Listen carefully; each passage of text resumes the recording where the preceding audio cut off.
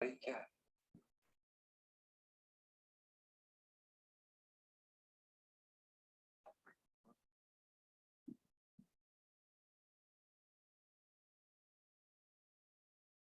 तो बच्चों आप लोग ने हेडिंग करना है वहां पे।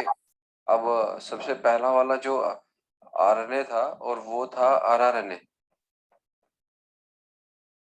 और इस आरआरएनए के ब्रैकेट में आप लोग लिख लेना राइबोसोमल आरएनए। आप लोगों को आवाज आ रही है ना? Yes sir. तो राइबोसोमल आरएनए, और राइबोसोमल आरएनए में आप लोग लिख लेना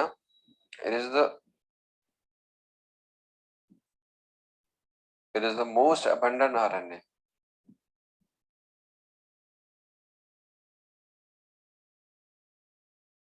It is the most abundant RNA that comprises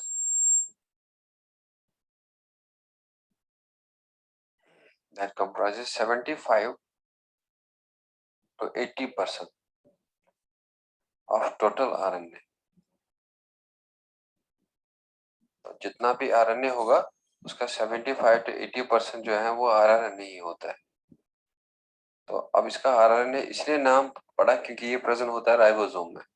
सो लिखो it is present in ribosomes.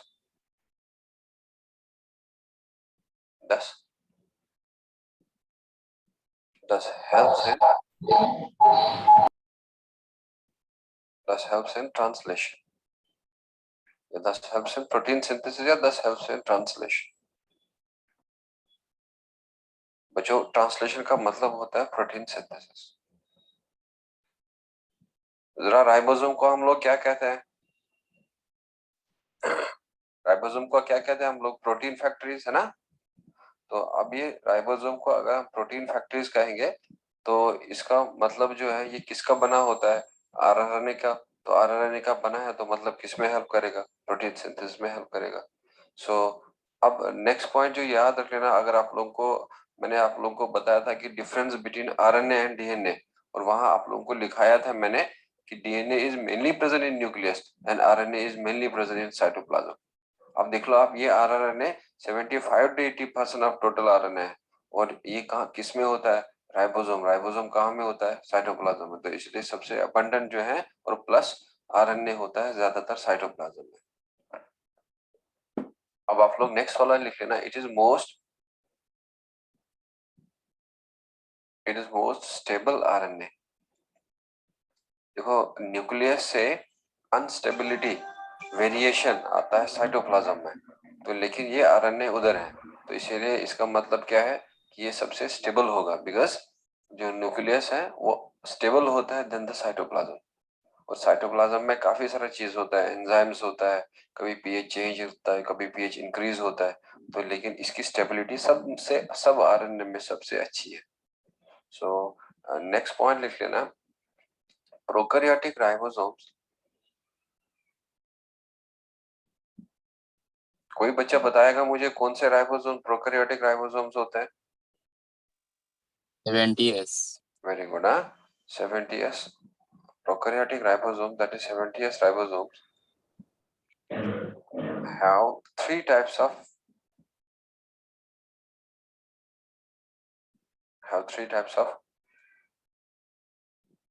RRNA. Three types of RRNA, और यहाँ पे लिख लेना eukaryotic,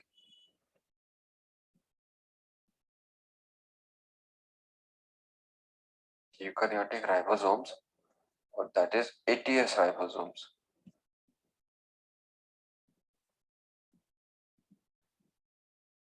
Have four types of ribosomes. RNA.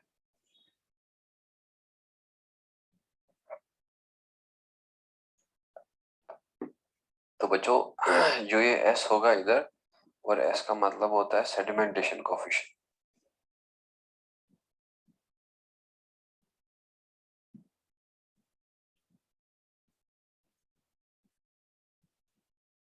और या इसको हम लोग स्वेडबर्ग यूनिट भी कहते हैं।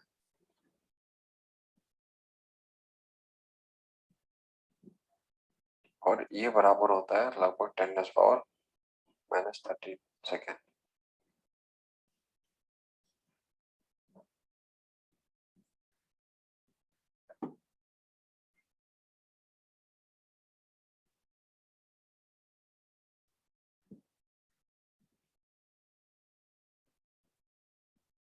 तो जब भी हम लोग कोई चीज को अगर सेपरेट करना होता है तो बच्चों एक टेक्निक होता है सेंट्रीफ्यूगेशन।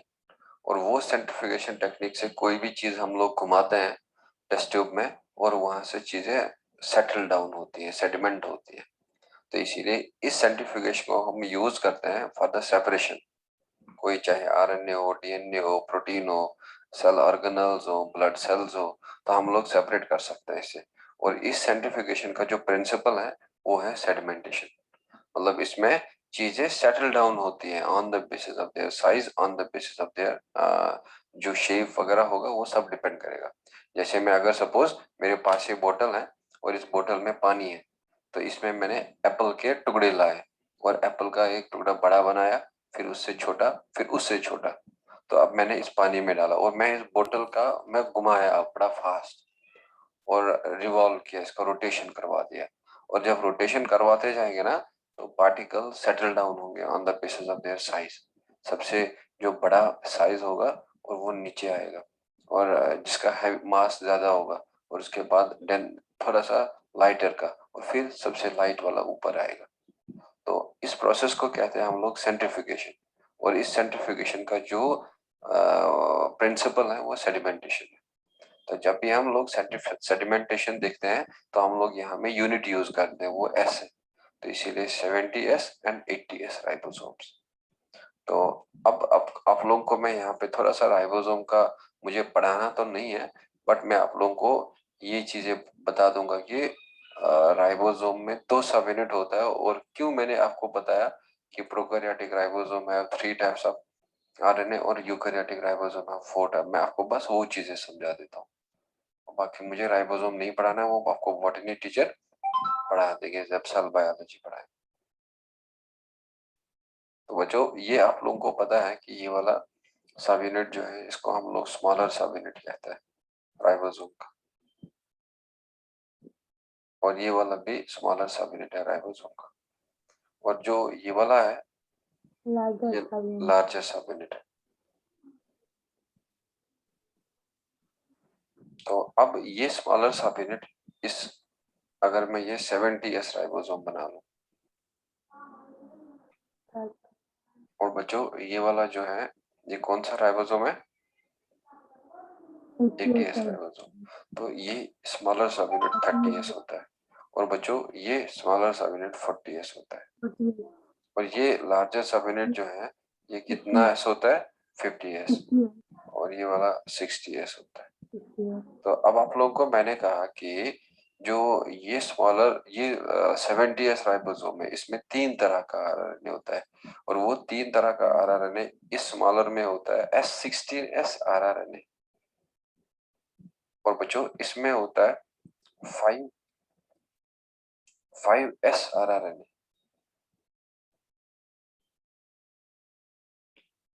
और इसमें बना होता है और 16S आरआरएनए। और इसमें याद रख लेना आप 18S आरआरएनए होता है, और इसमें याद रख लेना 5S आरआरएनए होता है, 5.8S आरआरएनए होता है, और इसमें प्रेजेंट होता है 28S आरआरएनए। आप मान लो ये बिल्डिंग है एक, और बिल्डिंग में ऊपर वाला फ्लोर है और नीचे वाला फ्लोर है, और इसमें भी ऊपर वाला फ्लोर है नीचे वाला। अब देखो हमने ऊपर वाले फ्लोर के लिए खाली ब्रिक्स यूज किया था, और नीचे वाले फ्लोर के लिए हमने ब्रिक्स भी यूज किया, हमने स्टोन भी यूज किया। और यहाँ हमें खाली ब्रिक यूज किया, और यहाँ हमें स्टोन भी यूज किया, यहाँ हमें ब्रिक भी यूज किया, और यहाँ हमें मार्बल भी यूज किया। तो अब देख लो जो ये आरआरएनए होता है अभी एक ही साइज का नहीं होता है, तो आरआरएनए का और भी साइज होता है। तो आरआरएनए का साइज जो है और साइज है 16S, 5S, फिर सॉरी यहाँ पे आप लोग 23S लिख लेना, 16 तो ऊपर लिख लिया ना, और यहाँ पे आप लोग 23S RNA लिखिए।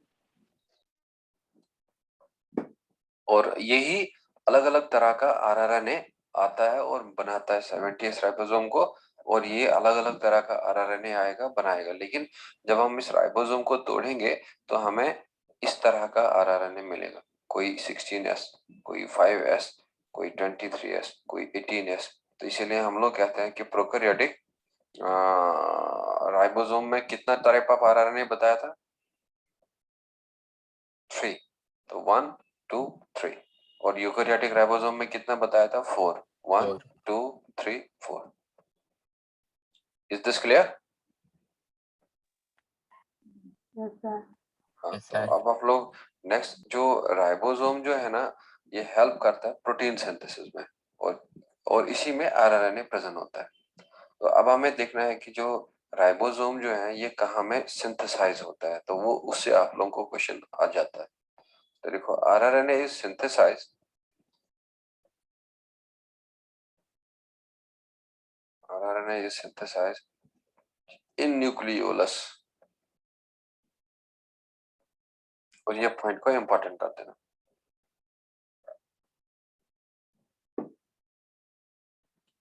आरआरएनए, ये 23S आरआरएनए इधर है।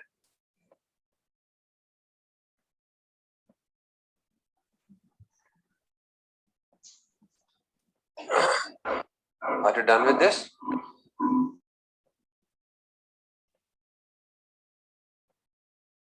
Yes sir.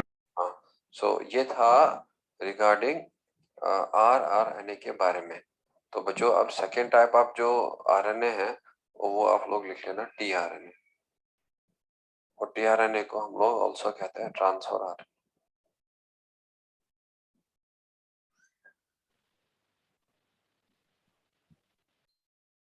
ट्रांसफर आरएनए, तो ट्रांसफर आरएनए में लिख लेना it helps in transfer of amino acids to ribosomes for protein synthesis.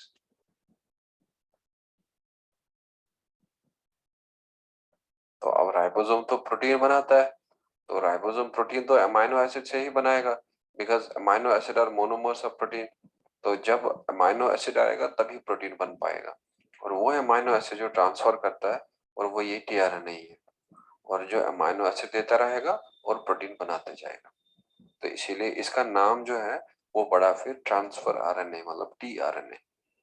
मैं आप लोगों को प्रोटीन सिंथेसिस वगैरह वो सब आपको बॉटनी में पढ़ना है, मुझे इसका बेसिक समझाना है। तो बेसिक समझाने के लिए मैं आप लोगों को एक डायग्राम बता दूंगा, और उस डायग्राम से आप लोग को हेल्प होगा थोड़ा सा, एक शॉर्ट व्यू में प्रोटीन सिंथेसिस देखना है क्या होता है।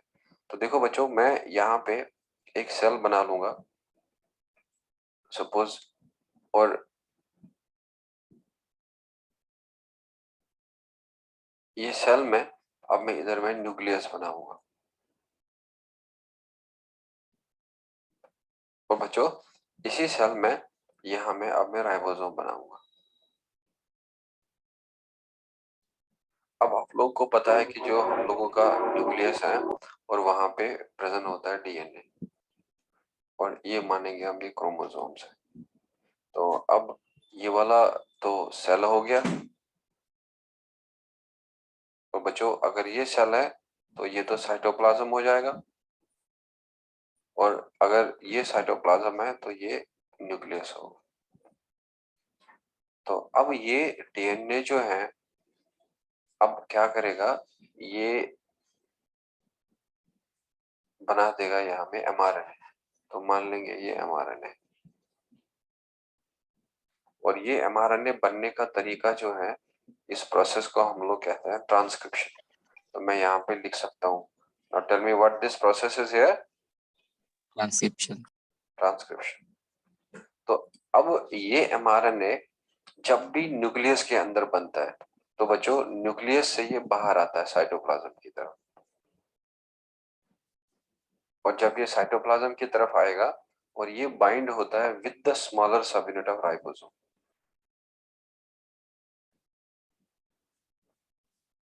तो अब ये वाला जो mRNA था, इसका मान लूंगा मैं 2 एंड था, एक 5' एंड है और बच्चों एक 3' एंड है। तो यहाँ पे भी मैं कंसिडर करूंगा कि ये सपोज 5' है और सपोज ये 3'। तो जो ही स्मॉलर सब यूनिट के साथ mRNA आता है, बाइंड होता है, तो लार्जर सब यूनिट का एसोसिएशन होता है।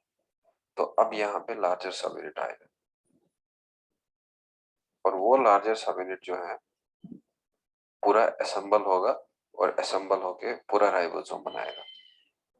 तो अभी देखो आप, इसका सम क्या था? इसका सम था 30 + 50, तो कितना हो जाता? 80। तो लेकिन क्या कहता है? 70s। और इसका सम कितना है? 40 + 60, कितना हो जाएगा? 100। लेकिन क्या बताते हैं हम? 80s। तो रीजन यही है कि जब प्रोटीन सिंथेसिस नहीं होता है तो बच्चों ये लार्जर सब यूनिट अलग होता है स्मॉलर सब यूनिट से। लार्जर सब यूनिट कहीं और होता है, स्मॉलर सब यूनिट कहीं और होता है। तो अगर हम लोग इस वक्त ये राइबोसोम को सेपरेट करें और ये अलग सेपरेट होगा 30s इंटू 10⁻³ सेकेंड, और ये अलग होगा 50s। लेकिन जब ये दोनों एक साथ मिल जाते हैं और फिर जाके उस वक्त राइबोसोम का जो सेडिमेंटेशन होने का टाइम होगा वो अलग होगा। बिकॉज जो सेंट्रिफ्यूगेशन जो है वो that also depends upon the shape of the ribosome, और जब ये दोनों मिलेगा तो एकदम से एक दूसरे का शेप करते हैं। अब मान लो ना कि ये सपोज मेरे हाथ में बोतल है, ये बोतल का ढक्कन ये मान लो 30s है और ये मान लो 80s है। तो जब प्रोटीन नहीं बनता होगा सेल के अंदर तो ये दोनों अलग अलग रहते हैं। तो ये अलग आ जाएगा और ये अलग आएगा, ये आएगा 30s, ये आएगा 50s। लेकिन जब प्रोटीन सिंथेसिस होता है तो इनका असेंबली असेंबली होता है, ये बंद होता है जब आप mRNA के बाद। तो जब ये एक दूसरे के साथ कांटेक्ट करते हैं तो एक दूसरे का शेप पे चेंज करते हैं, और सेंट्रिफ्यूगेशन शेप पे भी डिपेंड करता है। और फिर इसीलिए हम लोग कहते हैं कि यहाँ में 70s, हम लोग इनका सम नहीं करते, हम लोग फिर लिखते हैं 70s। सो अब आप यहाँ पे देख लो, ये राइबोसोम, ये mRNA जब आया न्यूक्लियस से निकल के साइटोप्लाज्म की तरफ, राइबोसोम से बाइंड किया, तो अब यहाँ में होगा एक tRNA मॉलिक्यूल, और वो tRNA आएगा। ये सब अभी मैं आपको आगे दिखाऊंगा। tRNA का स्ट्रक्चर कुछ इस तरह से होता है। और बच्चों ये tRNA अमाइनो एसिड के साथ बाइंड करेगा, और मान लूंगा मैं यहाँ पे अमाइनो एसिड जो है इसने जो बाइंड किया है वो मानूंगा मैं। सबसे पहला वाला अमाइनो एसिड प्रोटीन का कौन सा होता है? मिथियोनाइन। चलो मैं मिथियोनाइन नहीं लूंगा, मैं यहाँ में अमाइनो एसिड बता दूंगा, this is the amino acid. अब यही tRNA लाएगा इन अमाइनो एसिड को और ये भेज देगा इधर राइबोसोम के पास। और बच्चों राइबोसोम इस अमाइनो एसिड को जोड़ता जाएगा, और जब राइबोसोम अमाइनो एसिड को जोड़ता जाएगा वो राइबोसोम बनाता जाएगा प्रोटीन, और ये यहाँ पे प्रोटीन बन रहा है। और अब ये प्रोटीन को हम लोग कहेंगे कि दिस इज प्रोटीन सिंथेसिस। अब देखो प्रोटीन सिंथेसिस के लिए mRNA बन के आना चाहिए, राइबोसोम के पास आना चाहिए, फिर उस mRNA की मैसेज को tRNA रीड करता है, और जब tRNA उसको रीड करेगा तो वो अपने आप पे अमाइनो एसिड बाइंड करता है, और फिर उसी अमाइनो एसिड को ट्रांसफर करता है राइबोसोम के पास, और राइबोसोम के पास जब ट्रांसफर करेगा तो वहां पे वो प्रोटीन बनाता जाएगा। और यही है एक नटशेल में प्रोटीन सिंथेसिस का कहानी। और बाकी आपको बॉटनी टीचर, और आपको फिर इस राइबोसोम का 3 साइट होता है, एक ए साइट होता है, पी साइट होता है, ई साइट होता है। तो यहाँ आपको समझना है प्रमोटर क्या होता है, आरएनए पॉलीमरेज क्या होता है, और फिर यहाँ पे आपको बाकी एटीपी वगैरह का यूटिलाइजेशन सीखना है, और कोडॉन सीखना है। जेनेटिक कोडॉन क्या होता है? 3 बेसिस जो डीएनए के हैं वो बनाते हैं एक कोडॉन, और फिर वो एक कोडॉन जो है कोड करता है एक अमीनो एसिड को। So that you all you will learn in the molecular biology. Is this clear? Yes, sir. तो ये है टीआरएनए का काम। तो अब हम लोग टीआरएनए का और यहाँ पे लिख लेंगे, it is second abandon RNA.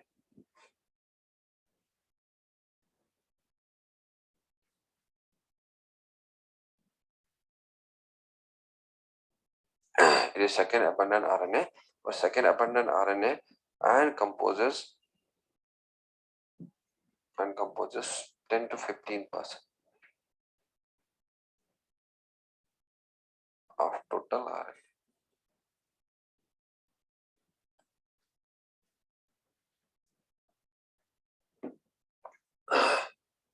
Clear? तो अब देख लो बच्चों, नेक्स्ट पॉइंट आप लोग लिख लेना। tRNA binds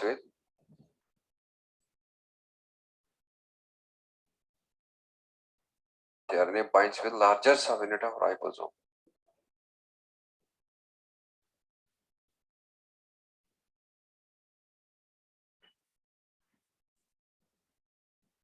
देखो यहाँ पे tRNA पहले इसको रीड करेगा मैसेंजर को, और मैसेंजर को रीड करके फिर अमाइनो एसिड लाएगा, लेकिन अमाइनो एसिड ये देगा राइबोसोम को, लेकिन खुद का बाइंड करवाएगा इसके साथ, लार्जर सबयूनिट के साथ।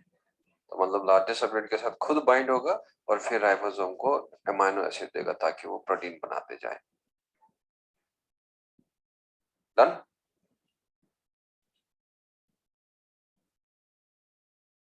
सो इसमें आप लोग लिख सकते हैं इट्स सेकेंडरी स्ट्रक्चर या it's non functional secondary structure.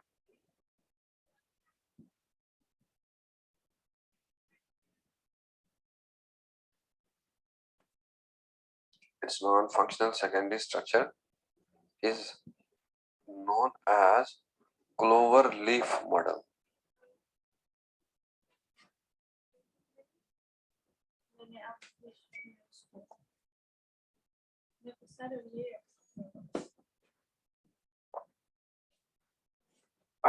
Is known as clover leaf model.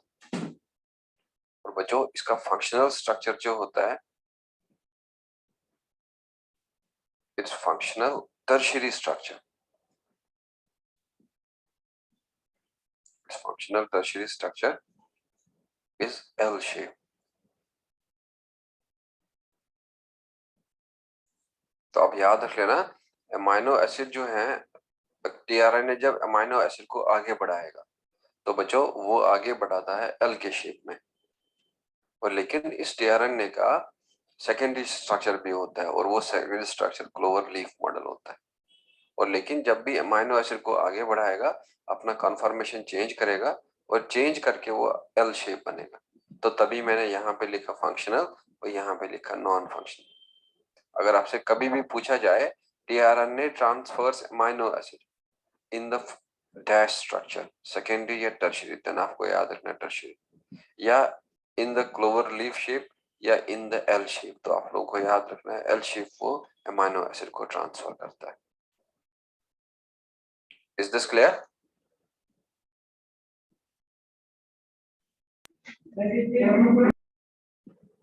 Yes, sir. अब देख लो यहाँ पे मैं थोड़ा सा इसका मुझे एक मॉडिफाइड बेसिस पढ़ाना है, तो मॉडिफाइड बेसिस की वजह से मैं आप लोगों को ये स्ट्रक्चर दिखाऊंगा। अदरवाइज ये स्ट्रक्चर आप लोगों को जब मॉलिक्यूलर बायोलॉजी पढ़ेंगे तो वहां पे आप लोग ये कर लेंगे, लेकिन फिलहाल हमें कुछ पॉइंट्स यहाँ में सीखना है। देखो हर किसी न्यूक्लिक एसिड का दो एंड होता है, एक एंड होता है 5' और बच्चों एक एंड होता है 3'। तो इस 3' पे हमेशा इस टीआरएनए का 3 न्यूक्लियोटाइड होता है, सी का ए का, यानी कि सीएमपी सीएमपी एएमपी। और इस एएमपी में आपको पता है कि लास्ट वाला 3' होगा। और फिर जब ये नीचे आएगा तो ये ना हेयर पिन लूप जैसा स्ट्रक्चर जो मैंने आप लोगों को सिखाया था, तो यहाँ पे एक लूप बनाता है और यहाँ पे डबल स्टैंडर्ड पोर्शन बनाता है, फिर यहाँ पे एक डबल स्टैंडर्ड पोर्शन बनाएगा और यहाँ में लूप बनाता है, और फिर यहाँ में एक और डबल स्टैंडर्ड पोर्शन बनाता है, फिर यहाँ में एक और डबल स्टैंडर्ड पोर्शन बना देगा और यहाँ में लूप बनाता है तो ये एक ही स्ट्रैंड, लेकिन बनाता है कहीं कहीं पे डबल स्टैंडर्ड। तो दैट मीन्स जो ये वाला पोर्शन है यहाँ में अब डबल स्टैंड बन रहा है और ये वाला पोर्शन डबल स्टैंड बन रहा है। बच्चों ये वाला पोर्शन डबल स्टैंड बन रहा है और यहाँ पे डबल स्टैंड बन रहा है और यहाँ में डबल स्टैंड बन रहा है। और ये वाले को हम जहां नहीं बनता है उसको आप लोगों को मैंने सिखाया था लूप कहते हैं, जब मैंने आप लोगों को बताया था हेयर पिन लूप स्ट्रक्चर। तो अब देख लो इधर, ये जब भी ये टीआरएनए अपने साथ अमीनो एसिड को बाइंड करेगा तो बच्चों ये इसका एसोसिएशन जरूर होना चाहिए एमआरएनए के साथ। तो वो एमआरएनए के साथ जो बाइंड होता है और वो ये वाला लूप बाइंड होता है, और इस लूप को हम लोग कहते हैं एंटीकोडॉन लूप। बिकॉज इस एंटीकोडॉन लूप में एक एंटीकोडॉन होता है, और वो एंटीकोडॉन जो है उसको कोड करता है कोडॉन को जो है होता है एमआरएनए में। तो अब अगर मैं यहाँ पे आप लोगों को बता दूंगा, यहाँ पे चलो मान लेंगे हम सी है, और यहाँ पे हम लोग मान लेंगे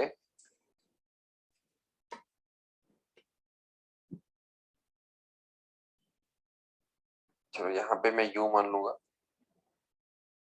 यहाँ पे यू मान लूंगा मैं, और यहाँ पे मैं ए मान लूंगा, तो यहाँ पे मैं सी मान लूंगा। तो बच्चों जो ये तीन बेस का यहाँ सीक्वेंस है ना, और इस तीन बेस के सीक्वेंस को हम लोग एंटीकोडॉन कहते हैं, ये याद रख लेना। तो अब ये एंटीकोडॉन एमआरएनए के सीक्वेंस को रीड करता है, और ये मान लूंगा मैं ये एमआरएनए है, और अगर ये टीआरएनए का 3' एंड है तो एमआरएनए का ये वाला 5' होगा, और अगर ये वाला 5' है तो बच्चों ये वाला 3' होगा। तो बिकॉज ये एमआरएनए टीआरएनए जब भी प्रोटीन सिंथेसिस होता है तो 5' से 3' एमआरएनए का जो है सीक्वेंस रीड होता है। तो अब इस एमआरएनए में यहाँ में जो कोडॉन्स होंगे, सपोज मैं मान लूंगा यहाँ में ए है, और यहाँ में यू है, और यहाँ में जी है। तो तीन कोडॉन कोड बनाते हैं, तीन बेसिस बनाते हैं एक कोडॉन, और एक कोडॉन बाइंड करवाता है एक amino acid, codes for one amino acid.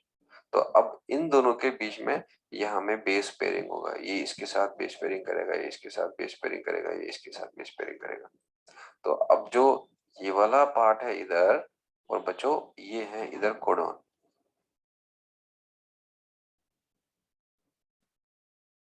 और जो ये वाला स्ट्रक्चर है इधर, this is mRNA.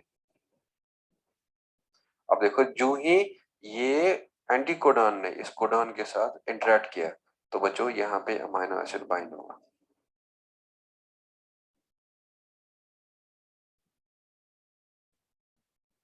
Binding of amino acid. क्या कोई बच्चा मुझे बताएगा कि जो ये AUG है, AUG कौन सा अमीनो एसिड को कोड करता है? Methyl. Very good. So AUG आग जो है उसको हम लोग इनिशिएशन कोडॉन कहते हैं, और इनिशिएशन कोडॉन कौन सा अमीनो एसिड कोड करेगा? मिथियोनाइन। और बच्चों वो मिथियोनाइन आएगा और वो यहाँ में बाइंड होगा A के 3' पे। और ये वाला जो है ये वाला, इसमें एक बेस होता है, मॉडिफाइड बेस होता है, तो उस मॉडिफाइड बेस को हम लोग DHU कहते हैं। और बच्चों इसमें यहाँ पे मॉडिफाइड बेस होता है, उसको हम लोग D कहते हैं, और एक 5 होता है, और एक इसके साथ हम C जोड़ते हैं, और इसीलिए इस लूप का नाम जो है इसको हम लोग T5C लूप कहते हैं। और बच्चों ये वाला लूप जो है इसको हम लोग DHU लूप कहते हैं, और ये वाला आर्म जो है इसको एक्स्ट्रा आर्म कहते हैं। क्लियर? और जिस आर्म पे अमीनो एसिड बाइंड हो गया तो बच्चों इसको हम लोग एक्सेप्टर आर्म कहते हैं। और जो भी डबल स्टैंडर्ड वाला हिस्सा होगा उसको आर्म कहेंगे, और जो नॉन डबल स्टैंडर्ड होगा उसको लूप कहेंगे। तो T5C loop, DHU loop, anticodon loop, और ये वाला जो आर्म है इसको हम लोग कहेंगे anticodon arm.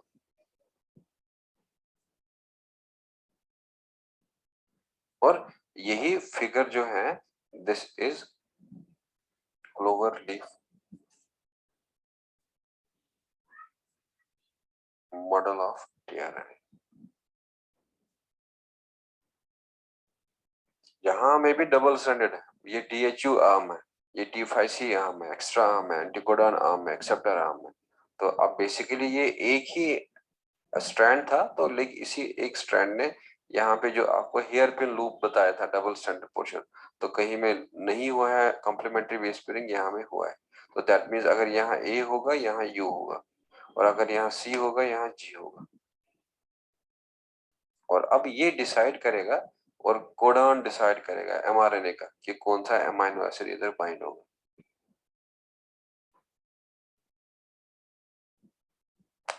Are you done with this?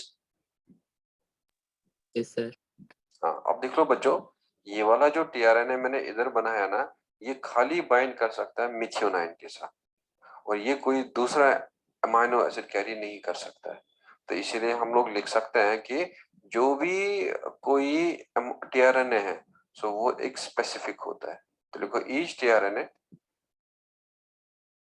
Is specific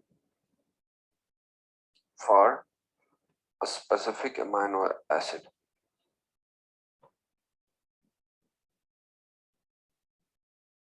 और फुल स्टॉप करके लिखना 10 इनसाइड द सेल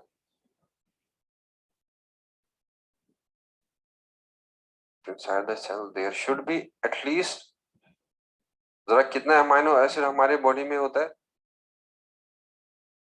20। 20। तो अब कितना कम से कम होना चाहिए? 20 टीआरएनए, 20 टाइप्स ऑफ टीआरएनए। अब आप लोगों को याद रखना है, सेल के अंदर जो है, सेल के अंदर ये टीआरएनए एक स्पेसिफिक होता है स्पेसिफिक अमाइनो एसिड के लिए, लेकिन प्रोटीन सिंथेसिस के लिए 20 अमाइनो एसिड चाहिए। तो इसका मतलब हर किसी के लिए अपना अपना टीआरएनए होना चाहिए। तो कम से कम होना चाहिए 20, लेकिन होता तो ज्यादा है क्योंकि कुछ टीआरएनए सेम अमाइनो एसिड को भी कैरी करते हैं। तो इसीलिए there are more than 20 tRNA, but at least होना चाहिए 20।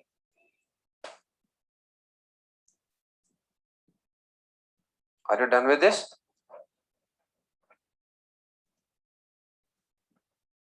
Yes, sir.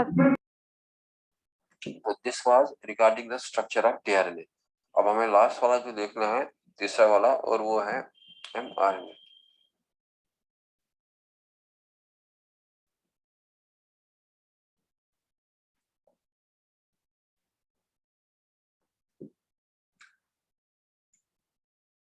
तो बच्चों यहाँ पे लिख लेना, इट इज least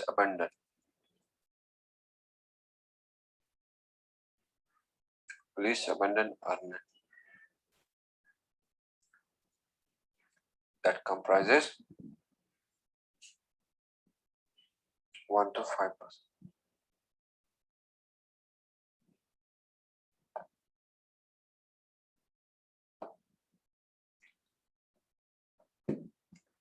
तो इसमें लिख लेना it carries message या इंफॉर्मेशन भी लिख सकते हैं। It carries message या इंफॉर्मेशन from न्यूक्लियस। बच्चों न्यूक्लियस के अंदर क्या प्रेजेंट होता है? डीएनए, और उस डीएनए से मैसेज करेगा ये कैरी। तो अगर हम लोकेशन लिखेंगे न्यूक्लियस के अल्टरनेटिव लोकेशन, यहाँ लिखेंगे साइटोप्लाज्म। और साइटोप्लाज्म में क्या चीज ऐसा होता है? राइबोसोम, और जो प्रोटीन सिंथेसिस में हेल्प करता है। सो इट कैरीज मैसेज या इंफॉर्मेशन फ्रॉम न्यूक्लियस या डीएनए टू साइटोप्लाज्म या ribosome for protein synthesis.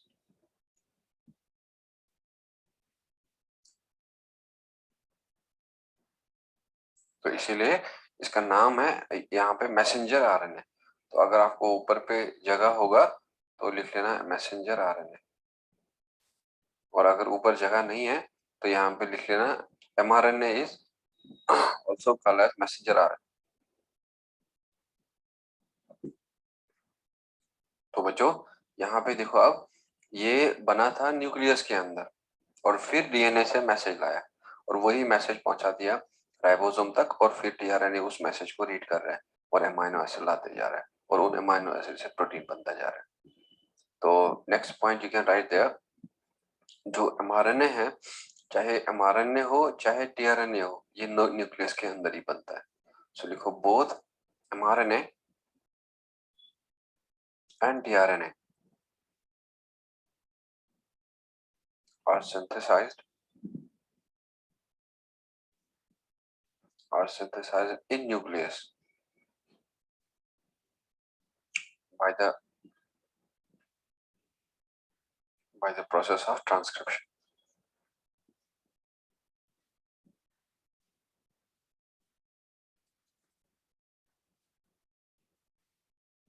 By the process of transcription.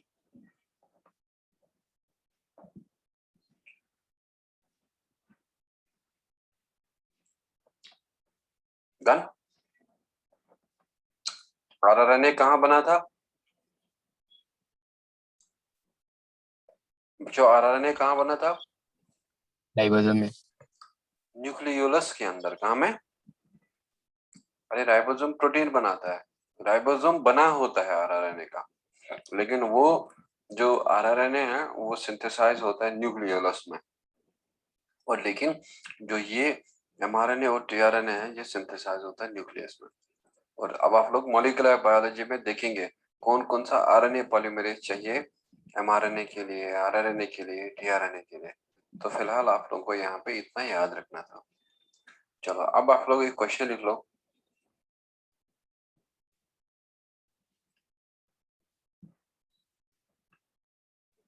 which of the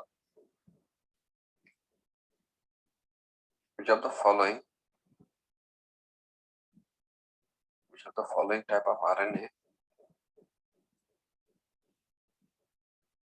is called as sRNA?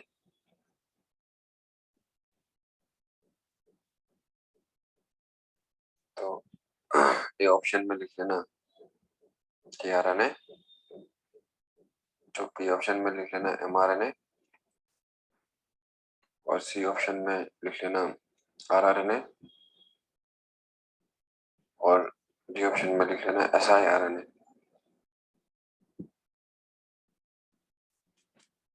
तो क्या होगा?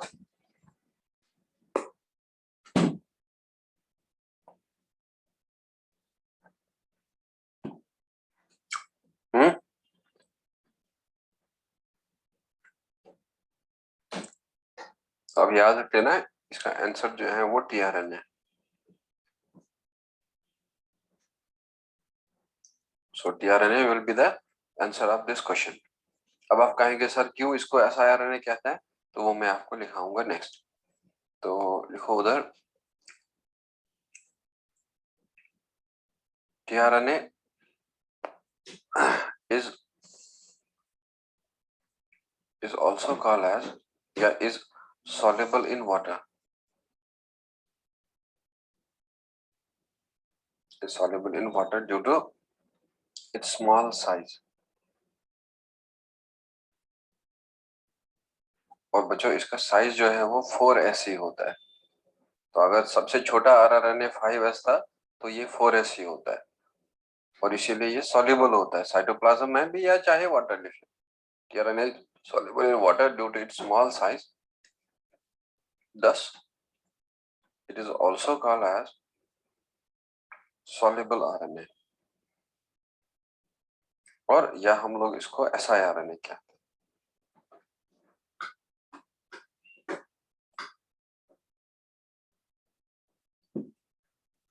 Yeah, it is called as siRNA नहीं sRNA।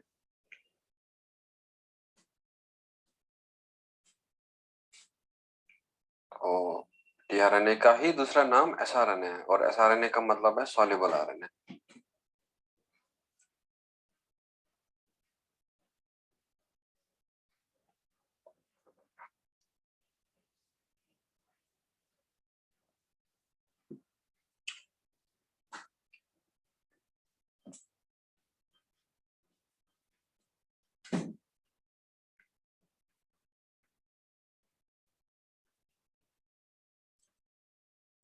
चलो अब लिख लो आप next question.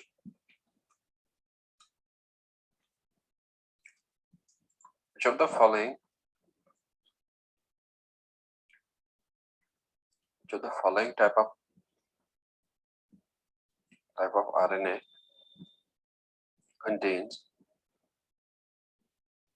contains modified bases.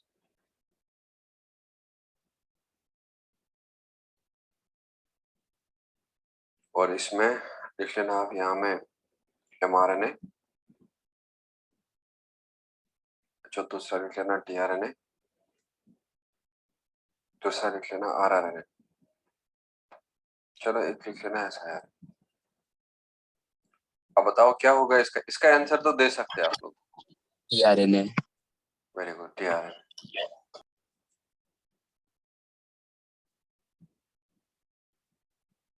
तो अब इसी के नीचे आप थोड़ा नोट कर लेना, और वो नोट में आप लोग लिख लेना मॉडिफाइड बेसिस।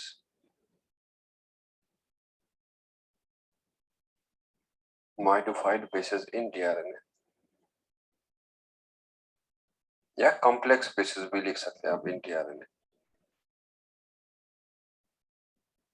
तो बच्चों सबसे पहले एक बेस था उधर, उसका नाम था आइनोसिन, और वो आइनोसिन जो है वो एक प्यूरिन बेस है। Purine base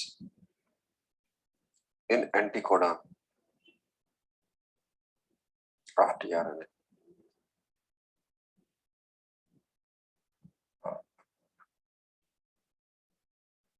But then T,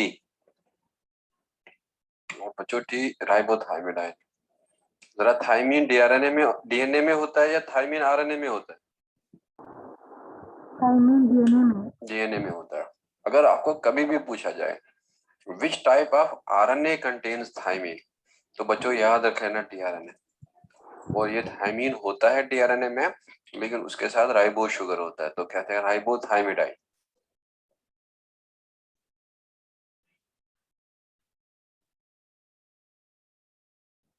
आपको एक बेसिक सा लेवल याद रखना है कि एक यूनिवर्सल सा ट्रुथ जो आप लोगों के लिए है कि uracil is present in RNA और thymine is present in DNA.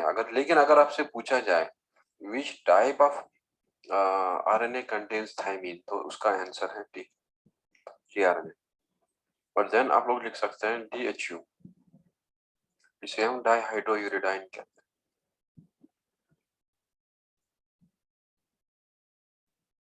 और देन लिख सकते हैं 5, और इसको सिडो यूरासिल कहते हैं। ये यूरासिल के जैसा ही होता है, बट एग्जैक्टली यूरासिल नहीं है।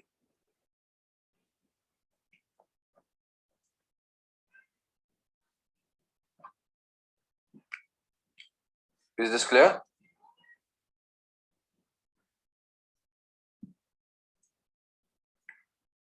तो यहाँ पे देख लो आप, ये टीआरएनए का स्ट्रक्चर, टी था इधर राइबोथाइमिडाइन, 5 था इधर सिडो यूरासिल, डीएचयू इज डाइहाइड्रोयूरिडाइन। और बच्चों जो ये एंटीकोडन है ना, इसमें कभी कभार एक आई बेस भी हो सकता है, और वो आई जो होता है एंड दैट इज कॉल्ड आइनोसाइन, और वो आइनोसाइन प्यूरिन बेस ही माना जाता है, जैसे एडेनिन है, जैसे ग्वानिन है, और आइनोसिन भी एक प्यूरिन बेस ही है। तो इसीलिए मैंने यहाँ पे लिखा inosine a purine base in anticodon of tRNA. Are you done with this? No sir.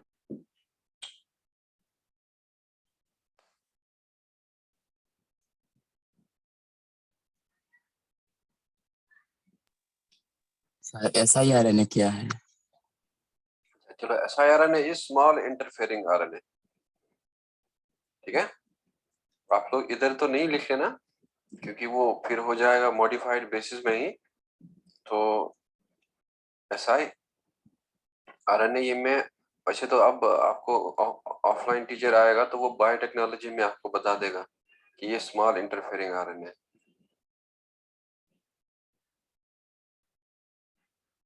और बायोटेक्नोलॉजी में आपको टीचर पढ़ाएंगे आरएनए इंटरफेरेंस, और आरएनए इंटरफेरेंस में आपको ये बता देंगे ऐसा है।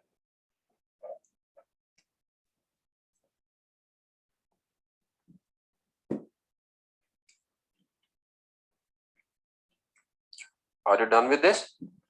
Yes sir. So siRNA is small interfering RNA. ये बेसिकली आरएनए ही होता है, उसका टुकड़ा हो जाता है, छोटे छोटे टुकड़े, और उन छोटे टुकड़ों को कहते हैं siRNA। एक एंजाइम होता है, उसका नाम है डाइसर, और वही काटता है डबल स्ट्रैंडेड आरएनए को और बनाता है siRNA। चलो अब नेक्स्ट क्वेश्चन लिख लो। जब द फॉलोइंग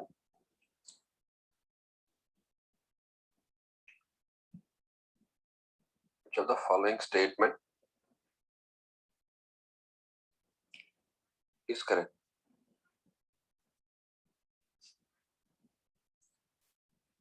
अब पहला लिख लेना tRNA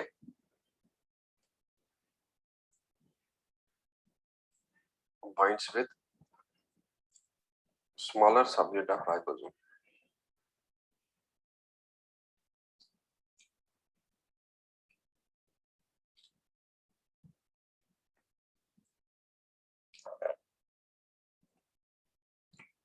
और बी लिख लेना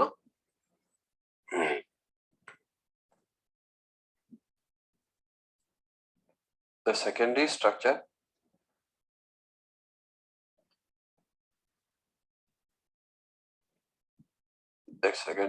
of tRNA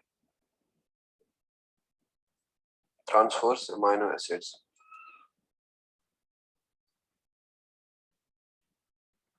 और बच्चों तीसरा ऑप्शन लिख लेना mRNA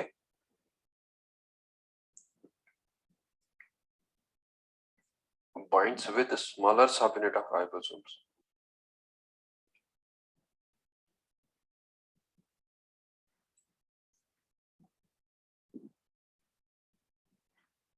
और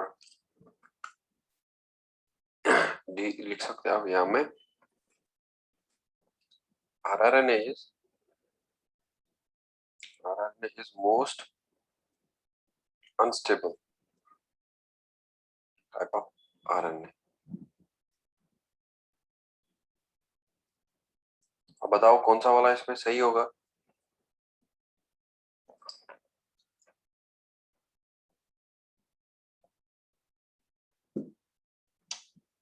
Which among them is correct?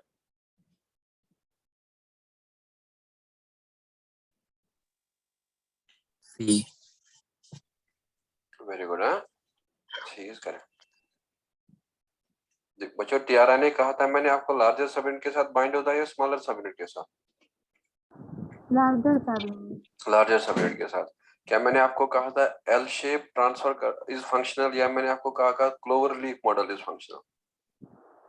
L shape is functional, that is L shape partially second, tertiary। हाँ एल शेप होता है सेकेंडरी या एल शेप होता है tertiary? L shape tertiary। Tertiary होता है, तो इसलिए सेकेंडरी स्ट्रक्चर जो है वो ट्रांसफर नहीं करता।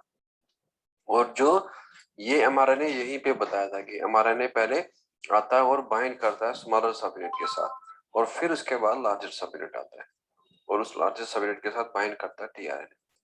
तो अब ये इसलिए सही है। और आरआरएनए जो है वो most stable type of RNA है। This was regarding the biomolecules. तो अब आप लोगों का जो नेक्स्ट वो बेसिकली एंजाइम्स हैं, वो रखा है बायोमोलिक्यूल में। आप मान लेना वो पार्ट है, आप लोगों का हर जगह यूज होगा, चाहे आप फिजियोलॉजी पढ़ेंगे, चाहे आप जेनेटिक्स पढ़ेंगे, चाहे आप मॉलिक्यूलर बायोलॉजी पढ़ेंगे, चाहे आप सेल डिवीजन पढ़ेंगे, कोई प्लांट फिजियोलॉजी पढ़ेंगे, फोटोसिंथेसिस वगैरह, हर जगह में आपको एंजाइम का कंसेप्ट यूज होगा। तो आप मान लेना कि मैं आप लोगों को ह्यूमन फिजियोलॉजी टाइप का स्टार्ट किया हूँ। तो बायोमोलिक्यूल जो प्योर था, carbohydrate, proteins, lipids and nucleic acid, and they are finished. तो अब हम लोग नेक्स्ट वाला जो है स्टार्ट करेंगे एंजाइम। सर आरआरएनए क्या मोस्ट स्टेबल है? तो आरआरएनए मोस्ट स्टेबल है ना, बताया था ना, यहाँ लिखा था ना इधर आप लोगों ने, it is most abundant, it is most stable RNA. क्योंकि साइटोप्लाज्म क्या होता है, अनस्टेबल। तो लेकिन राइबोसोम कहाँ रहता है, साइटोप्लाज्म में। अब बताओ राइबोसोम किसका बना है, आरआरएनए का। अब बता दो आरआरएनए का स्टेबिलिटी अच्छा होगा या उसका स्टेबिलिटी कम होगा? अच्छा होगा। इसलिए मोस्ट स्टेबल आरएनए होता है। तो अब देख लो बच्चों, नेक्स्ट जो है आप लोग स्टार्ट कर लेना enzymes.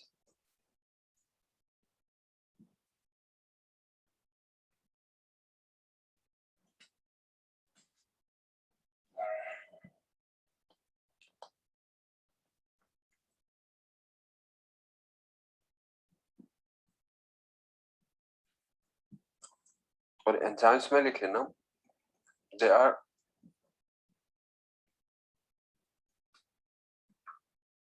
The biocatalyst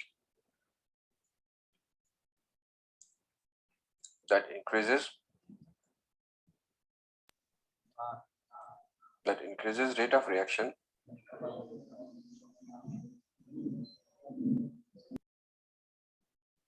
that increases rate of reaction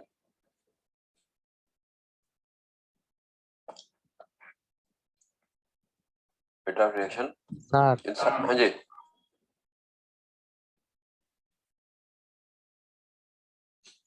हाँ बच्चा क्या डाउट है?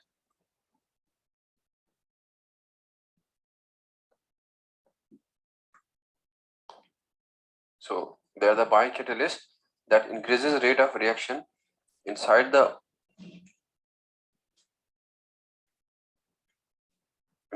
living organism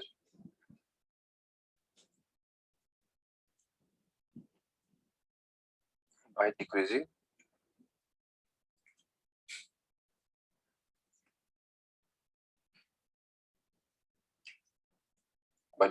activation energy।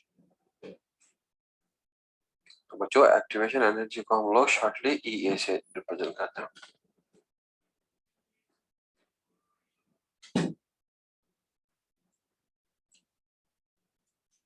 Done. चलो मैं पहले आपको एंजाइम कैटालाइज रिएक्शन दिखाऊंगा, फिर मैं आपको ये चीजें समझा देता हूँ। तो यहाँ पे एंजाइम आता है। तो बच्चों एंजाइम जो है वो सबस्ट्रेट के साथ मिलता है और वो एंजाइम एक रिवर्सिबल रिएक्शन कैरी कर सकता है और यहाँ पे बनता है एंजाइम सबस्ट्रेट। और फिर इस एंजाइम इस सबस्ट्रेट का बॉन्ड तोड़ता है और बच्चों यहाँ पे प्रोडक्ट का बॉन्ड बनाना स्टार्ट करता है और फिर जाके इसी सबस्ट्रेट को कन्वर्ट करता है प्रोडक्ट में और एंजाइम लास्ट में वापस मिलता है। तो अब इनको हम लोग क्या कहते हैं? इसको हम लोग एंजाइम कहेंगे। और बच्चों इसको एंजाइम के लैंग्वेज में सबस्ट्रेट कहते हैं। आप मान लेना जो आप लोग केमिकल रिएक्शन पढ़ते हैं और राइट हैंड साइड वाले को रिएक्टेंट कहते हैं, मतलब ये रिएक्टेंट है, रिएक्टेंट का नाम सबस्ट्रेट, और इसका हम लोग नाम देते हैं एंजाइम सबस्ट्रेट कॉम्प्लेक्स।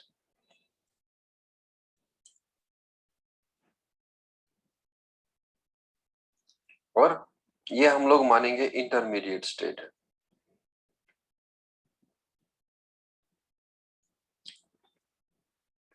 और इस इंटरमीडिएट स्टेट को हम लोग ट्रांजिशन स्टेट भी कहते हैं।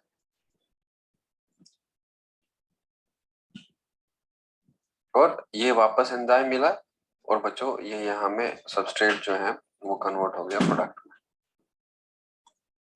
और इस रिएक्शन का नाम हम लोग एंजाइम कैटालाइज्ड रिएक्शन।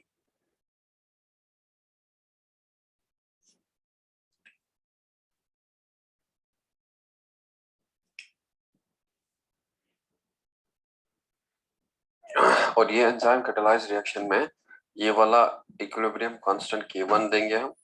और बच्चों ये वाला इक्विलिब्रियम कांस्टेंट जो है, चलो इसको हम K-1 देंगे, और ये वाला इक्विलिब्रियम कांस्टेंट जो है ये K3 देंगे, ये K2 देंगे। और फॉरवर्ड रिएक्शन का K1, बैकवर्ड रिएक्शन का K-1। और जो ये प्रोडक्ट बन रहा है ये रिवर्सिबल रिएक्शन है और ये रिवर्सिबल रिएक्शन है, तो यहाँ पे K2 देंगे हम इक्विलिब्रियम कांस्टेंट का। तो इसमें लिख लेना एंजाइम्स, या ऐसे लिख लो आप K1, K-1 and K2 are equilibrium constant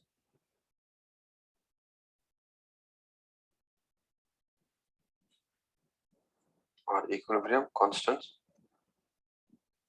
in enzyme catalyzed reaction. अब बताओ K1 कौन सा रिएक्शन का इक्विलिब्रियम कांस्टेंट है? फॉरवर्ड का या बैकवर्ड का? फॉरवर्ड का, ये बैकवर्ड का। और K2 आप यहाँ पे लिख सकते हैं K1 K2 K3, K1 K2 K3। मैंने यहाँ अब मैंने से ये करा कि बैकवर्ड जा सकता है। अब क्या ये नेसेसरी है कि एंजाइम सबस्ट्रेट मिलेगा और बनाएगा एंजाइम सबस्ट्रेट, या एंजाइम सबस्ट्रेट वापस टूट सकता है एंजाइम और सबस्ट्रेट में? ये वापस भी टूट सकता है, आगे भी बढ़ सकता है, और बिकॉज ये रिएक्शन यहाँ में रिवर्सिबल। तो इधर में लिख सकते हैं आप एंजाइम्स हैव नो इफेक्ट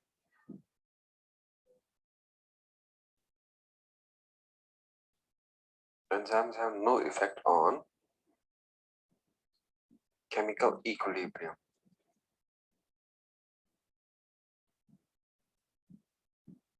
या इक्विलिब्रियम ऑफ रिएक्शन। तो खाली वो एक्टिवेशन एनर्जी को डिक्रीज करता है, लेकिन इक्विलिब्रियम पे उस पे कोई इफेक्ट नहीं है। So at the end of reaction,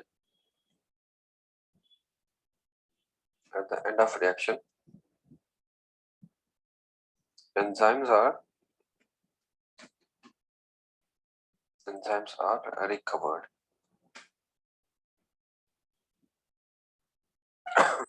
जब रिएक्शन करेगा तो एंजाइम लास्ट में वापस मिलेगा।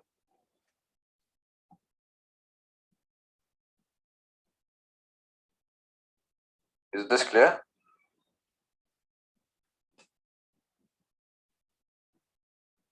Yes, sir. So next point आप लोग लिख लेना इधर में, the minimum amount of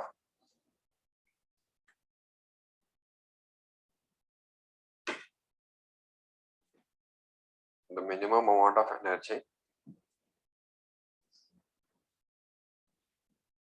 that is required to cross the transition state.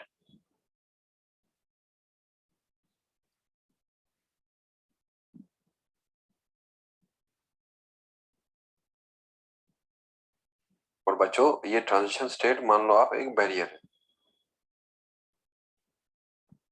और या आप लोग मान लो ये इंटरमीडिएट।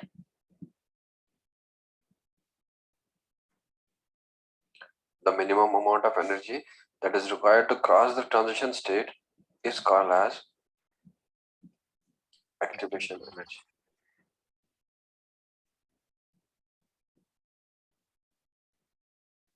अब देख लो, मैं आपको एक ग्राफ समझा दूंगा इधर में और आप लोगों को क्लियर हो जाएगा ये। तो मैं यहाँ में एक y एक्सिस लूंगा। आप लोगों को याद रखना होता है कि y एक्सिस में भी क्या है और x एक्सिस में भी क्या है। तो आप लोगों को वो क्वेश्चन भी पूछा जाता है। तो देखो बच्चों, हर किसी मॉलिक्यूल का एक एनर्जी होता है। तो मैंने सबस्ट्रेट का एनर्जी यहाँ से स्टार्ट किया। तो ये सबस्ट्रेट का एनर्जी जो है इस सबस्ट्रेट को जो यहाँ में बनाऊंगा, तो बच्चों इस सबस्ट्रेट की ये एनर्जी को हम लोग कहते हैं फ्री एनर्जी, जो आप लोग केमिस्ट्री में पढ़ते हैं। तो जरा बता दो ये वाला एनर्जी अब कौन सा एनर्जी है? गिब्स फ्री एनर्जी है।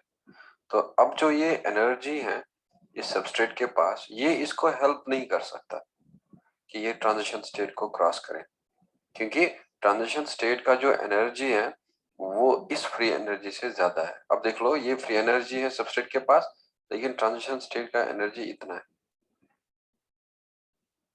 और जब ये सबस्ट्रेट इस ट्रांजिशन स्टेट की एनर्जी को क्रॉस करेगा और तब जाके ये कन्वर्ट होगा प्रोडक्ट में। तो अब देख लो आप, एनर्जी लेवल जो यहाँ में ट्रांजिशन स्टेट का है और सबस्ट्रेट का जो है वो मतलब बहुत ही डिफर कर रहा है। तो यहाँ में इसका एनर्जी जो है वो इतना है,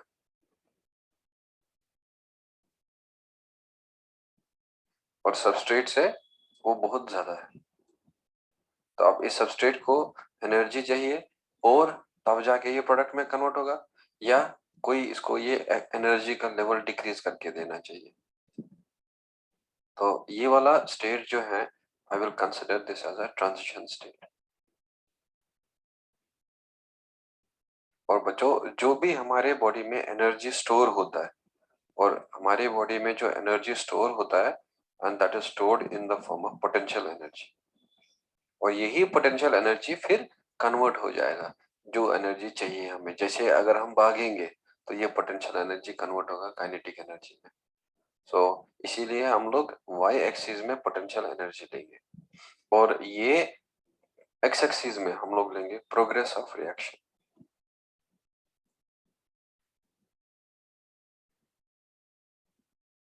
और रिएक्शन क्या हो रहा है और पोटेंशियल एनर्जी का क्या। अब देखो यहाँ में ट्रांजिशन स्टेट का एनर्जी लेवल बहुत ज्यादा है, सबस्टेट के पास इतना एनर्जी नहीं है, तो इस सबस्टेट को इतना एनर्जी चाहिए तब जाके ये प्रोडक्ट में कन्वर्ट होगा। तो अब हम लोग देखेंगे ये एनर्जी जो है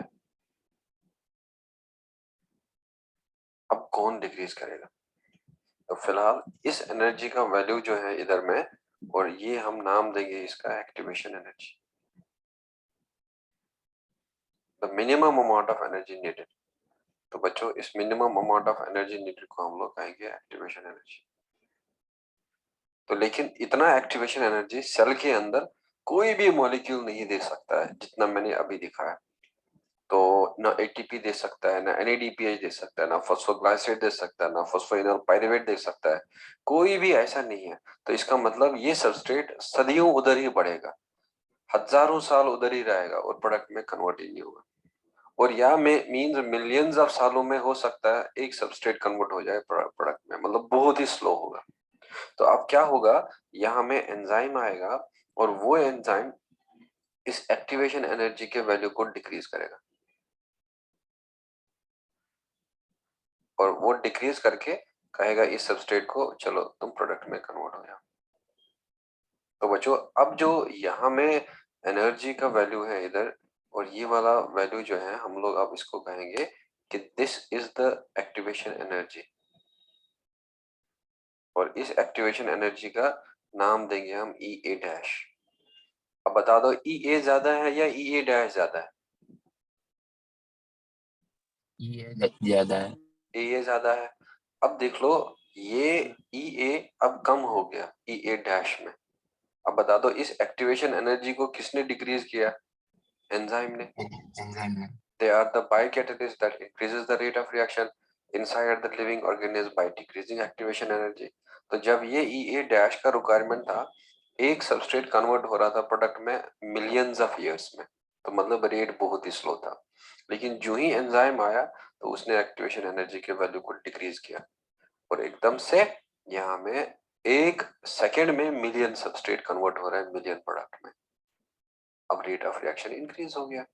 तो अब हम बताएंगे इस ए को, क्या हम लोग इसको कहेंगे activation energy in presence of enzyme या activation energy in absence of enzyme.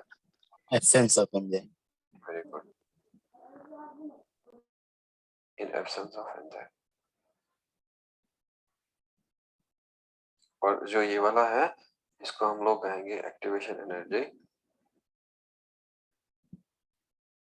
In presence of enzyme. In presence of. और यही एक बारी नीट में आया था 2016 में, ई ए डैश, और एक दो और ग्राफ में और दिखा दूंगा, और उसमें आपको वो लेबलिंग वाला क्वेश्चन था और वो सॉल्व हो जाता। तो अब एंजाइम का काम है रेट ऑफ द रिएक्शन बढ़ा देना, और क्योंकि वो एक्टिवेशन एनर्जी को रिक्वायर कर। अब ई ए जब था तो एक सबस्ट्रेट कन्वर्ट हो रहा था प्रोडक्ट में मिलियंस ऑफ ईयर्स में, लेकिन अब ई ए डैश के प्रेजेंस में 1 मिलियन सबस्ट्रेट कन्वर्ट हो रहा है एक सेकंड में। That means rate of the reaction बढ़ गया।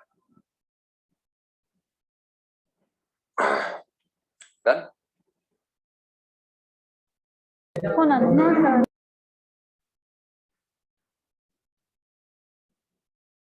No, sir. No, sir.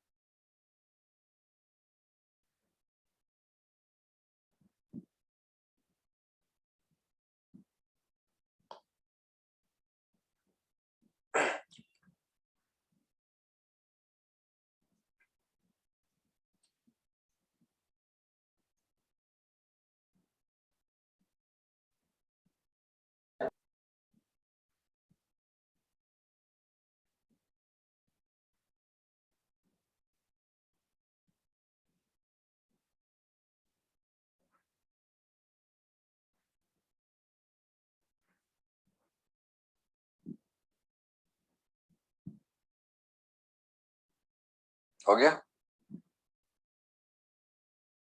Yes sir. हाँ, अब देख लो बच्चों इधर, अगर सपोज हम लोग यहाँ पे हैं, हम लोग ना कहीं जगह पे घूमने गए और वो जगह जो घूमने वाला जगह था वो एक पहाड़ था। तो पहाड़ का जो है अब ऊंचाई जो है इंसान वो जा सकता है, लेकिन उसका जो सर्कमफ्रेंस होता है वो बहुत ही मतलब ज्यादा होता है। यहाँ में एक स्टेट में होगा, यहाँ में दूसरे स्टेट में होगा। लेकिन अगर हम इस पहाड़ के ऊंचाई पे जाएं तो हमें इस वाला भी दिख जाएगा, ये वाला भी दिख जाएगा। तो अब क्या करें, हम लोग घूमने गए तो, लेकिन दिन भर घूमे हम लोग, तो हम लोग जो है दो पार्ट में बढ़ गए। तो आधा जो है पहाड़ के इस साइड रहा और आधा पहाड़ के इस साइड चला गया। अब शाम का समय हो रहा है, हमें घर जाना है।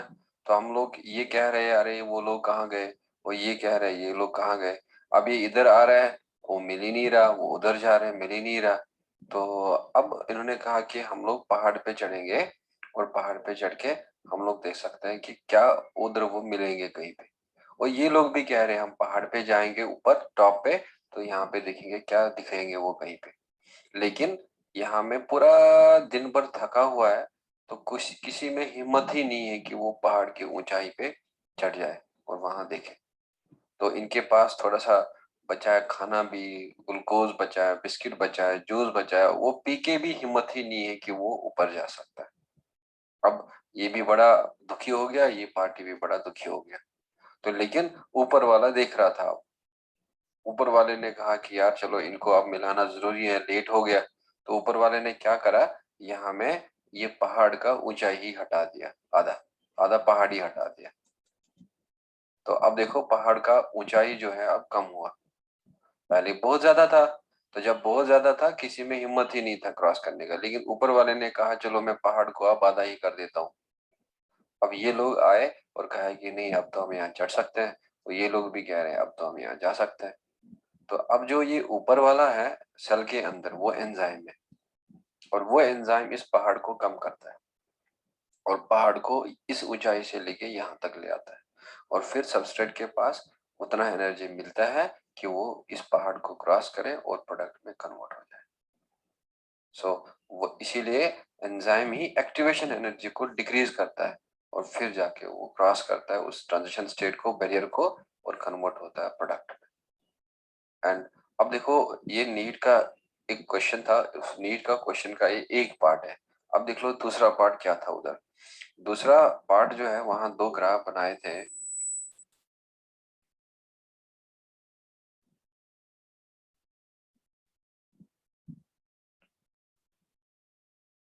और वो ग्राफ में मैं यही रिएक्शन दिखाऊंगा, एंजाइम कैटालाइज रिएक्शन।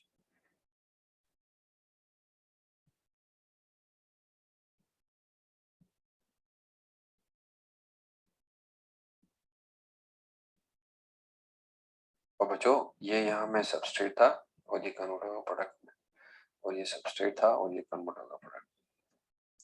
जरा अब यहाँ पे बता दो आप मुझे किसका एनर्जी ज्यादा है, एनर्जी ऑफ सबस्ट्रेट ज्यादा है या एनर्जी ऑफ प्रोडक्ट ज्यादा है इस रिएक्शन में? सबस्ट्रेट ज्यादा है। सबस्ट्रेट ज्यादा है, so energy of substrate is greater than what, energy of product. जरा बच्चों यहाँ पे देख लो, क्या सबस्ट्रेट का एनर्जी ज्यादा है या प्रोडक्ट का एनर्जी ज्यादा है? प्रोडक्ट का। हाँ, प्रोडक्ट का एनर्जी ज्यादा है। तो यहाँ पे हम लिखेंगे कि एनर्जी ऑफ सबस्ट्रेट जो है वो कम है than the energy of product. अब बताओ मुझे ये एनर्जी ऑफ सबस्ट्रेट कब ज्यादा होता है एनर्जी ऑफ प्रोडक्ट में, क्या एक्सोथर्मिक रिएक्शन में या एंडोथर्मिक रिएक्शन में? और जो एक्सोथर्मिक में क्या हीट लॉस होता है या हीट गेन होता है? लॉस होता है। लॉस होता है। तो अब बता दो मुझे, अगर एक्सोथर्मिक रिएक्शन होगा तो एक्सोथर्मिक रिएक्शन में हीट लॉस होगा, तो दैट मीन्स सबस्ट्रेट का एनर्जी लॉस होगा और इसीलिए प्रोडक्ट का एनर्जी कम होता है देन द सबस्ट्रेट। और जो एंडोथर्मिक रिएक्शन है और उसमें हीट गेन होता है, तो इसीलिए जब हीट गेन होगा तो प्रोडक्ट का एनर्जी सबस्ट्रेट से ज्यादा है। और ये नीट का दूसरा पार्ट था, वहां चार दिया था उसने ए बी सी डी, और ए बी सी डी को लेबल करना था। ए था activation energy in absence of enzyme, B था activation energy in presence of enzyme, C था एक्सोथर्मिक रिएक्शन, डी था एंडोथर्मिक रिएक्शन। क्या ये सबको क्लियर हुआ? Yes, sir. सो ये था रिगार्डिंग इस एक्टिवेशन एनर्जी के बारे में, और एंजाइम कैसे एक्टिवेशन एनर्जी को डिक्रीज करता है और फिर जाके रेट ऑफ रिएक्शन को एनहांस कर देता है। सो जरा यहाँ आप लोग खुद ही बना लो, ये एक्टिवेशन एनर्जी किसके बराबर होगा? जरा इस ग्राफ में बता दो, सबसे एनर्जी किसका ज्यादा है? क्या सबस्ट्रेट का एनर्जी ज्यादा है या ट्रांजिशन स्टेट का? Transition state. ट्रांजिशन स्टेट का। तो अगर मैं इस ट्रांजिशन स्टेट वाली एनर्जी को ये वाला माइनस करूं, ये वाला हिस्सा, तो बचेगा इतना, Activation energy मिलेगा. एक्टिवेशन एनर्जी मिलेगा, है ना? तो हम लोग क्या कह सकते हैं कि जो ये एक्टिवेशन एनर्जी है ये बराबर होता है energy of which state? Transition state.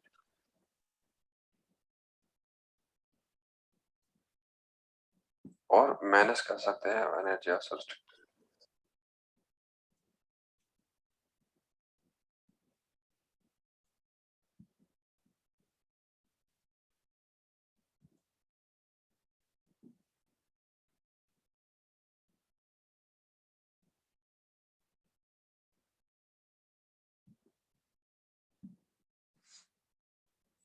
So activation energy is energy of transition state minus energy of substrate.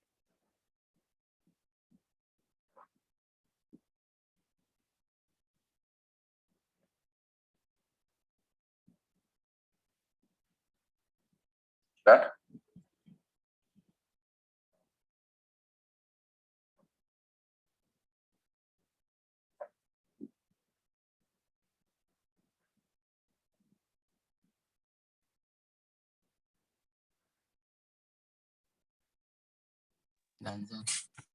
तो अब आप लोग नेक्स्ट पॉइंट लिख लेना उधर में, हेडिंग केमिकल नेचर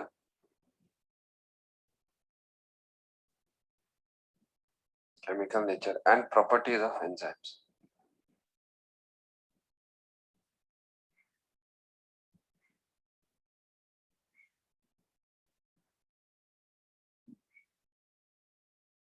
आप लोगों का जब ऑफलाइन क्लास स्टार्ट होगा ना, तो आप अपने टीचर को अगर सपोज एंजाइम इनकम्प्लीट रहेगा तो आप उनको पहले कह देना कि एंजाइम ही फिनिश कर दो, और फिर जाके वो दूसरा यूनिट स्टार्ट कर लेंगे। तो अगर मैं ये कंप्लीट करूंगा तो वेल एंड गुड, तो अगर नहीं होगा तो आप उनको कह देना, क्योंकि आप लोग तो कॉन्फिडेंट है ना कि बायोमोलिक्यूल जितना सीखना था वो सीख लिया। Yes, sir. हाँ, तो आप लोगों को अगर लग रहा है कि नहीं और सीखना है तो फिर उनको कह देना बायोमोलिक्यूल और बढ़ाने के लिए। अगर आपको लग रहा है कि नहीं हम लोगों ने अच्छा खासा टाइम इस पे इन्वेस्ट किया है, तो अब हमें जितना सीखना था वो सीख लिया, अब हमें खुद में इसमें जाके याद रखना है और क्वेश्चन सॉल्व करना है, तो वो टाइम बचाना। तो अब जो अगर या तो मैं ही एंजाइम पूरा कंप्लीट करूंगा, वो दूसरा यूनिट स्टार्ट करेंगे, और या तो अगर क्या डिसाइड होगा, या तो वो आप लोग उनको कह देना जो बच जाएगा। तो पहले इसी को खत्म कर लेना, फिर दूसरा यूनिट स्टार्ट कर लेना। सो अब देख लो बच्चों, यहाँ में chemical nature and properties of enzyme जो है, और यहाँ पे लिख लेना पहला पॉइंट, एंजाइम्स आर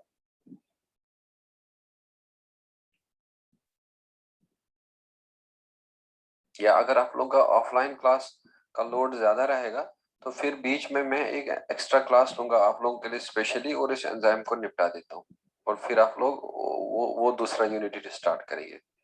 तो चलो ये एंजाइम मैं ही फिनिश कर लूंगा, तो उनको हम लोग मतलब कहेंगे कि दूसरा ही कोई स्टार्ट करें chapter. So enzymes are proteins, enzyme are proteins, that is they are proteinaceous in nature.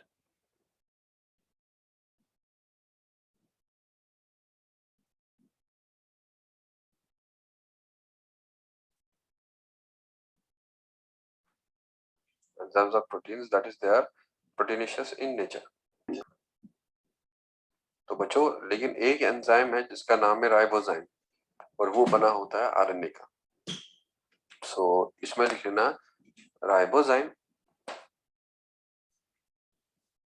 Ribozyme is the only enzyme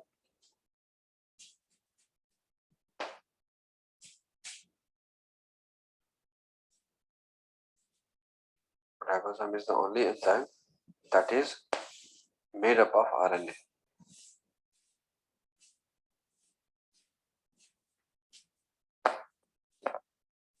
So लिखो that is ribozymes are catalytic RNA.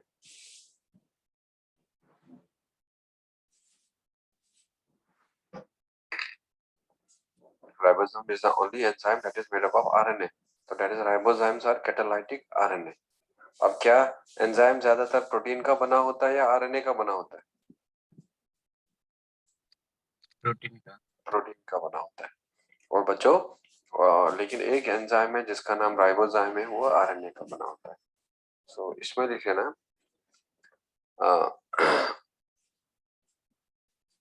Enzymes have tertiary structure.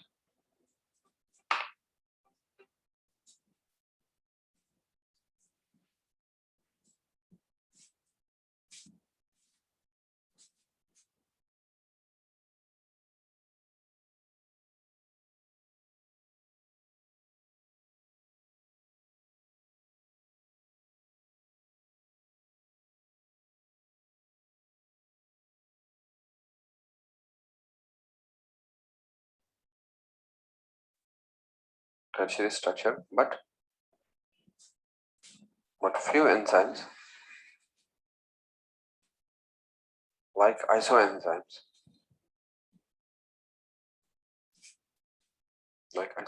have quaternary structure.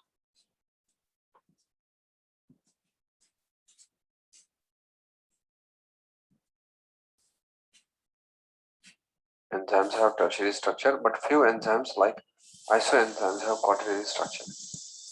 और उसके बाद जो है next point आप लोग लिख लेना,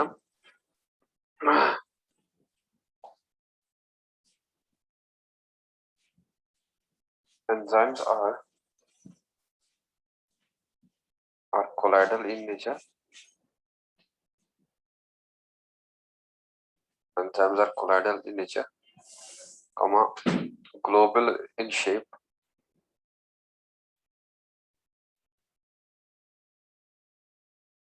Enzymes are colloidal in nature, comma globular in shape, comma specific for specific substrate.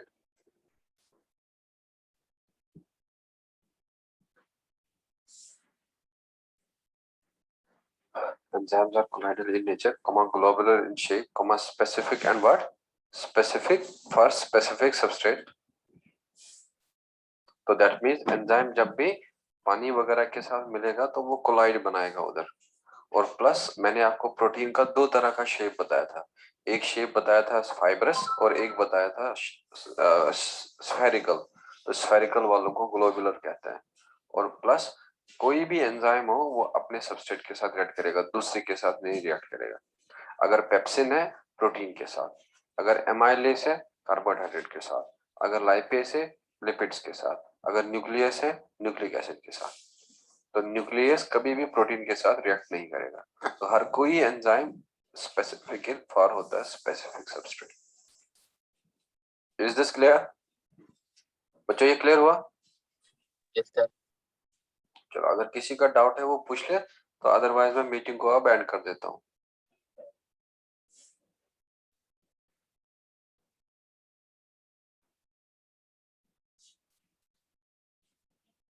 चलो ठीक है।